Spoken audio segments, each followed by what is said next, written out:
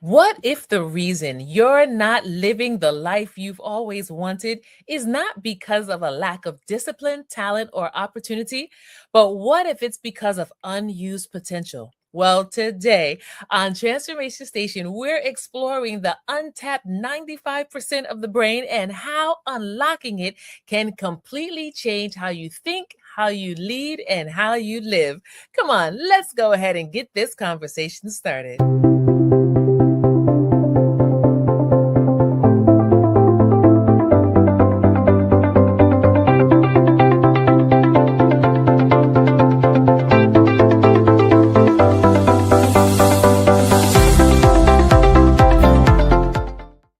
Welcome back to Transformation Station, the podcast where we explore the inner shift that creates outer results. Listen, I'm your host, Adrienne Benton, and today's episode invites you to rethink what's possible, not someday, but right now.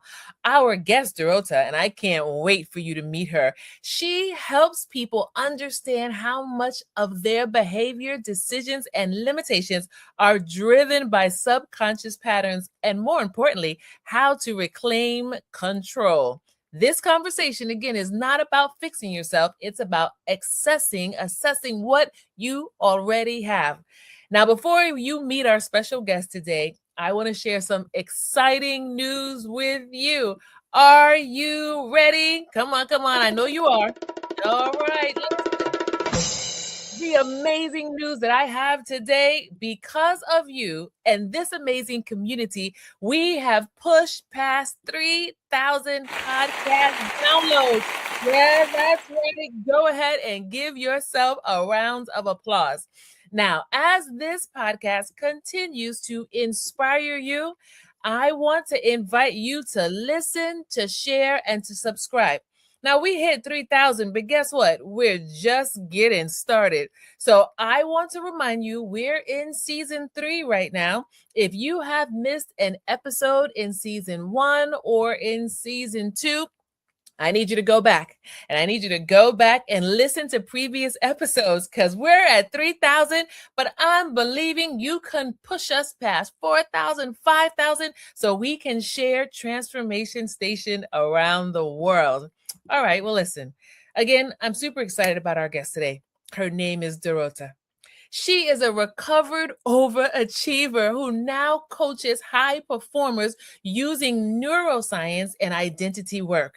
After realizing that her hard driving habits were working against her biology, she learned to rewire her brain for clarity and for confidence and ease. And today, she helps ambitious leaders build calm authority, strong boundaries, and a mindset that works with the brain, not against it. Dorota, welcome to Transformation Station. I'm so glad you could be with us today. Thank you so much for having me, and thank you for amazing introduction. I loved it.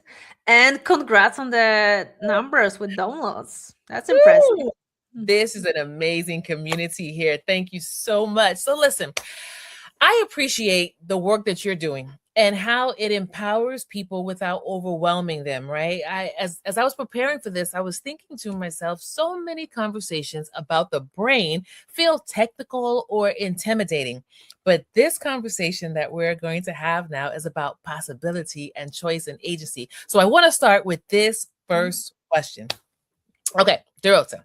Many people have heard the idea that we only use a small portion of our brain. How do you define the untapped 95%, and what does that look like in real practical terms? Yeah, great question. So if we're starting from, let's say, neuroscience perspective, if you would look at the way we behave daily and what we do, most Mhm, of the things we're doing, they are just driven by some kind of autopilot mode. So mhm, whatever we have learned, experienced in the past, observed, we're just mhm, doing whatever has been recorded. And um, a lot of that is actually coming from early years, because mhm, this is when your brain was like the most it was like a sponge, so it was just absorbing everything. right? Mhm. You didn't have much control. It was operating on different waves, so then it was absorbing much more, and then unless you were really consciously changing something and trying to change your habit, you're Mhm. probably still operating in that mode. So Mhm. the 95% is the subconscious mind that is working on autopilot. And Mhm. then most of the decision we are taking consciously, it's driven by 5% of conscious mind. And Mhm. there's a lot of logical the decisions that we are taking using our prefrontal cortex. So Mhm. now about untapped potential, it's mostly, first of all, about being aware Mhm. that what you're doing on autopilot and what not, and trying to start spotting those automatic decisions and reactions so Mhm. that you can be, it's not gonna work this way that suddenly you're gonna, do less on autopilot, but it's Mhm. more about choosing which type of decisions and reactions should be more aware. And you can do it by training your brain, by starting, being more aware, notice recurring patterns, your thoughts in your head, and just Mhm. being a little bit more curious. Okay, why is it happening this way? Why Mhm. am I keep saying that I can't do something, right? Is it Mhm. true? Or maybe I'm just saying this, and then, like, how can you do something if you are from the beginning starting from the perspective that, okay, I can't do that, right? You're Mhm. not being curious enough, you're not being experimental enough. So this is all about becoming more aware and Mhm. trying to use your conscious mind to take the decision that matters to you, and then automate what is not that valuable or what you are okay with, because your mental patterns and habits are positive for you. I love this. I love this. So here in Transformation Station, we always give our leaders an opportunity to reflect. And so leaders, Dorota just gave us a good synopsis right here that is good for us to reflect on. There were a couple of things that stood out to me as you were talking. So one, I kind of paraphrase this: the level of Mhm. awareness you have determines the level of authority you lead with. Would you say that that is in alignment with what you just shared with us about the untapped 95%? Um, yeah, that's a really nice reflection. I would agree with that because basically the awareness is the way you're gonna live your life. So the way you're gonna lead yourself and take the decisions. Mhm. And if you're not building that awareness, then, like, how can you even say that you are, I don't know, doing in life what you want if Mhm. you don't know what you want? Because that often happens, right? Exactly. It really does. Yeah. And there's an impact when we live life in that mode. We are impacted as far as, when it comes to like having confidence as a leader. It's hard to lead with confidence if you really don't understand why you're Mhm. doing what you're doing, where you're at, how to Yeah. lead. Like if you're just kind of taking things as they come, that impacts even the team that you're leading, your family, those that are around you. So I want to ask you this question: what role does the subconscious mind play in shaping our reality, and how can people begin to recognize when their subconscious is running the show? I want to hear this one. Yeah, that's a good one. So I like to start with the kind of saying that if you think, this way, that there is that subconscious mind and your identity through which you are actually perceiving the world, then you can actually say that there is not such a thing as reality. Mm, Because if you would take two people, right, with different, like, there's no two people who have the same experiences. So you will take in two people, they have slightly different experiences or maybe completely different experiences. And then you would ask them about a situation, mhm. you wouldn't get the same answers, right? Because Right. um, so there is not such a thing as reality. There is only perception of reality, and Mm, everyone has their own perception. mm, And the perception is driven by that subconscious mind, right? The way your identity works, your beliefs, your experiences. So then, if you're going to your questions, like how does it impact? Basically, it's creating your reality because it decides how you are perceiving a specific situation. What's your opinion on something? Whether if someone says to you that you were not doing good job, whether you feel offended or you're gonna pause, reflect, and think, okay, so what am I doing wrong? Whether you're gonna maybe take it as a gift because it helps you to actually reflect. So yeah, it's basically shaping the way we live, the way we react, the way we approach things. And if you are not mm, if you're not challenging something that very often has been created in early stage, if you are not verifying it versus your own values as you grew up, as you gain more perspective, then you're gonna live by an identity that has been created in the past that is maybe not even yours, that is maybe someone else's. Maybe it's driven by culture, by environment, by parents, of course, by school, by people you were surrounded with. In terms of career, it can be driven by the way your work looked at your first company, or who was your first boss, right? So that can shape everything, and I think it's important to start questioning some thoughts that we're having, so that you can build the perception of the reality that you actually want, not just accept what has been created in your head years ago. So when we let the subconscious lead, we start to create patterns that become our reality, not because they're true, but because they're familiar. Have mercy. I'm just like, wow, because many of us are operating out of familiarity, not operating out of the truth, because that familiarity is what's comfortable. Have mercy. Yes. That's perfect what you said. So our brain operates this way that whatever is unknown and new, it's automatically a threat.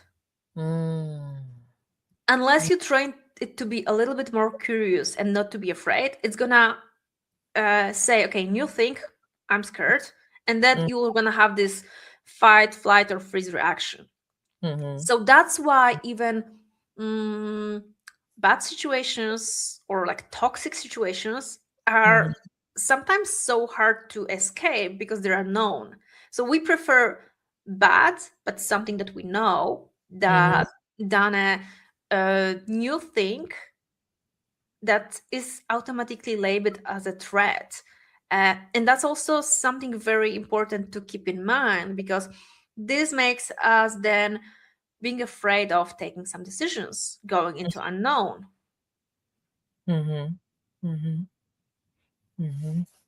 So how how do we overcome this?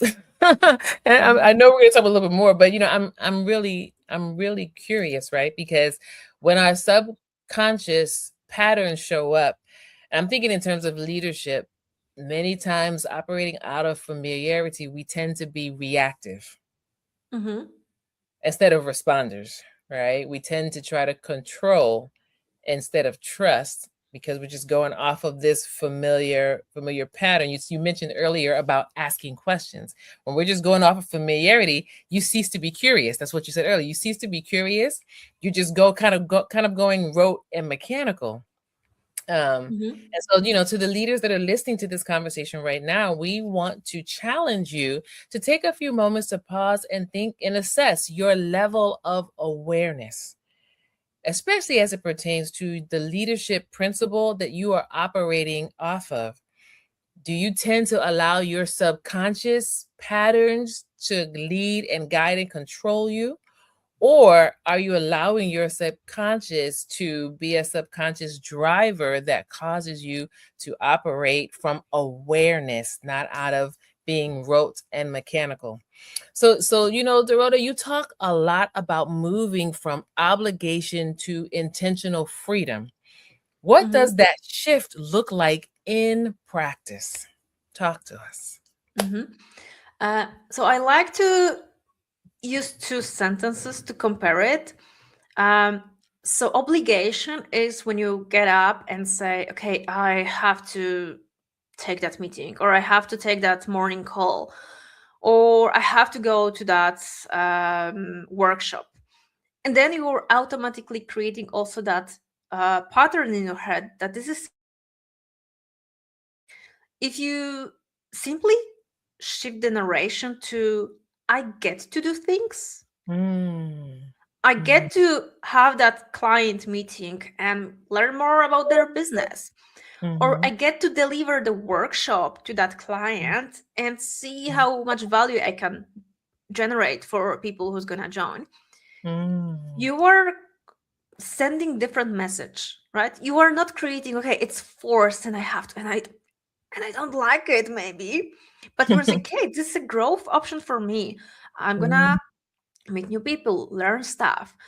So sometimes it's just a small narration that you can change in your head to go to that stage. mm, And that's why I call it like, obligation and intentional freedom, because you are shifting the narration in your head. And then if something still feels like a forced thing, then is it something you really want to do? If you cannot reframe or find the positives behind something, then maybe it's time to think how to change it. Maybe mm, it's time how to think how to do less of that, and how to bring more of what you actually enjoy and can convert into that intentional freedom. mhm, mhm. I really like that. Let's talk for a moment as far as like what this actually can really look like for leaders. And one of the things that I was thinking about was the shift could look like, um, let me see, pausing before you commit. Something somebody asks you to do, a task or comes to you, or somebody wants you to do something, as opposed to automatically just jumping in and saying yes without thinking. Pausing before you commit and ask yourself, does this align with the impact that I'm here to create? Does this align with my values? Right? So that way your calendar, that way how you move about is happening from a calm place that resonates with who you are, as opposed to this hectic, frantic desperation to just get something done. I don't know, what do you think about that? Yeah, yeah, that's a good advice. And then because when you pause, you have the time to think, right? To just ask maybe a small curious question to yourself. Mm-hmm. Um, in terms of accepting stuff, I like to use the very famous, let's say, methodology. If it's not a hell yes, then it's a no. I I think like I heard it a lot about, clothing choices. So if you it. are gonna buy something new, right? If it's not hell yes, then just don't buy it. Right. Why don't you do it somewhere else? So if that new Mm, opportunity is not a hell yes, then mhm, either call it a no, or think about what has to happen to make it a hell yes, right? mhm, How I mhm, can make it hell yes. mhm, Or uh, you can also keep in mind that saying yes to something might mean automatically saying no to something else. mhm, mhm, And mhm. what am I saying no to make space for this yes? Yes. Yeah. I think that's a very sobering reality there when we choose to operate in that manner. It helps us to hold ourselves accountable. Um, and that's really important. So many times we're just walking like blindly through life. Um, but that holding ourselves accountable helps us to really place value on what should be priority. And that helps us to live more authentically. Another one I was thinking about was this one, and please tell me your thoughts. Um, Presence replaces pressure. Leaders respond calmly under stress. They no longer rush to prove worth through urgency. Their steadiness becomes a stabilizing force for others. We're talking about what the Mhm. shift looks like. What are your thoughts about this? Yeah, I think that's a great direction because I think we've been taught for so many years to just respond quickly, just react. You have to take decision, you have to do this. There's been that pressure, probably mostly for corporate world, Mm-hmm. to get somewhere because if you don't do this, then you are maybe someone else will be before you, or maybe they will compare you. Mm-hmm. And you know where we are now, I think so many people are trying to slow down Yeah. because Yeah. it's more about quality than quantity. Mm-hmm. It's like less is more. And I like to apply this kind of thinking to leadership as well, um, Mm-hmm. so that you can be a role model for others, because the way you are leading, then you are either consciously or not, but you are showing other people Mm-hmm. what is it like to be a leader. And Yes. then just reflect, like, would you like to work with someone like you, right? Mercy. Like, is it is it the way you would like to have your leader leading you? I think that's always a great question to challenge yourself. I like that. Would you like to work with someone like you? Have mercy.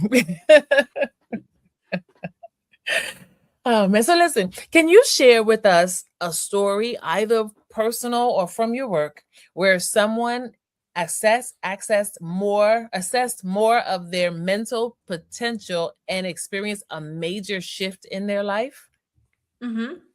uh, yes, happy to share one story of someone I've been working with. Uh, so it was a person, we can call her Anna, uh, just so we have a name. Anna was working, and she was wondering whether to change a job or not because the situation just didn't feel stable, um, for her at that moment. And I've been coaching her a little bit on just understanding the rationale behind the reason of, okay, like, should I look for a new job or not?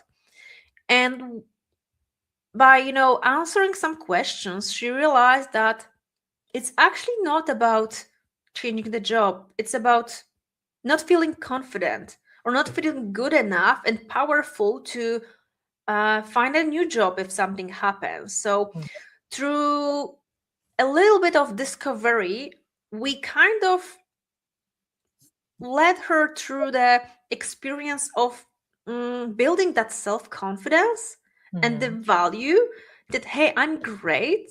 Like, there's so much proof around how I perform. I know so many people. So, no matter what happens, I'm just going to get a better job if needed. And Mm-hmm. then she turned out being, just happier. It wasn't about changing the job, it was about building the confidence that, okay, I can do in life what I want, Mm-hmm. and if I'm happy where I am, I'm gonna stay and just keep doing the great job. And if someone else has decide, it's time to go, then it's fine. But then, she knew she will not have troubles to find something. So, by building that self confidence and changing her own thinking about herself Mm-hmm. and limiting thoughts in her head, she just realized, okay, I don't want to look for a new job. Mm. Hmm. I love it. And to every leader that's listening right now, I invite you to go ahead and tell us in the chat right now, what is resonating with you from this conversation? How is this conversation applicable to your own level of, or lack thereof, of self awareness, making decisions that align with who you are and what is best, not what is rote or mechanical? So let me ask you this question, right? And this is for the leaders in this community right here. Why do so many successful people, and I'm going to say, why do so many successful leaders still struggle with burnout, overthinking, or never feeling like we're enough? Hmm. Based on my work and a bit of my own research that I've been doing, I see three main reasons. Okay. One is that self confidence, that Mm. they're successful externally, but they don't feel internally successful. They Wow. don't value themselves the same Mm. way they are being valued externally. So, Mm. self confidence, self belief in your own abilities. Mhm. The second one are those boundaries, but Mhm. boundaries combined uh, with that chase for success, Mm. because they're not setting up boundaries because they are afraid that if they say no, Mhm. someone else will kind of overperform them. Mhm. And they want to be the best, right? As a high achiever, we always want to be on top. So, Mhm. you're just saying yes to everything so that Mm. externally no one will have any arguments to say that you are not the best, Mercy. right? And the third aspect for me is that that's really mental patterns that we have created or inherited, and we're Mhm. not being aware of them. We are not trying even to think about them, so we are doing a lot of stuff automatically, Mhm. because this is very often is because we think, okay, if I don't do that, then like I have to because everyone else doing that. But you're not challenging that. Like, so what? Like, if everyone is gonna jump out of the window, will you jump as well? Mercy. You know, this is the thinking, and then we're not challenging. Like, maybe everyone else is wrong. Maybe you should do it your own way. But if Mm. you're not challenging that, Mm. you're just working towards standards because, okay, this business has been operating this way for 50 years, but Mhm. maybe it's Mhm. been operating wrongly for 50 years. Mm. Hmm. I tell you, those of us who are listening, as we're thinking, I want you to ask yourself, in your career, in your journey, either you are or where have you struggled with burnout, overthinking, or never feeling enough? Dorota told us that many of us struggle with this because of limiting beliefs, lack of self worth, a lack of boundaries, and mental patterns that we created and we are still engaging in. This is really powerful conversation, a powerful point for us to be able to stop, assess, and ask ourselves some serious questions so that we can move forward. These are no judgment questions, but so that we can move forward. So I want to ask you, what are the most common mental blocks or patterns that keep people from living the life that they truly want? And how can we start rewiring these patterns? Hmm. Oh, I think there are many. There are many, but if you look at those repetitive ones, Mhm. um, you can think about perfectionism. So again, like, okay, I'm Yes. kind of, it has to be perfect. So you're either wasting time, Mercy. money, or potential on doing that, or you're Right. not doing something because we're waiting for a perfect moment. Uh, there is also that one thing that you are conditioning things. So you're Mhm. gonna say, I'm gonna do that when something happens. Like, let's say Mhm. okay, I'm gonna get, and buy that new house when I get promotion, right? Mercy. Or I'm gonna do 3 months of holidays. Finally, I just need to, finish that project or like those two projects, and then I'm gonna take time off, Mhm. and then Mhm. something else happens in between, and you're just conditioning, like you're not living in the moment. Mhm. uh and the third one, that external validation. So again, like, it's combination of us wanting to be seen as successful, and then instead of trying to feel successful inside, Mhm. we're just challenging or assessing everything through some stereotype thinking Mm. or through how things has been functioning. Um, yeah, without questioning that. Mm. Hmm. It's almost like we need a new relationship with our inner with our inner patterns, our inner mind, our inner self. Wow. When we Or we stop. need a relationship at all, Well, yes, that is not very a new true. one. Yeah, that is true. That's also common. I had a mentor one time who said this quote to me that I have never forgotten. And it says, "When I meet you, you're already in a relationship with you. If you don't understand the relationship that you have with you, then the relationship that Mhm. you have with me and with everyone else will not make sense." I have never forgotten that. And I think that's so true. What are your thoughts about that? Yeah, that's a beautiful one. Mm, Yeah, I think,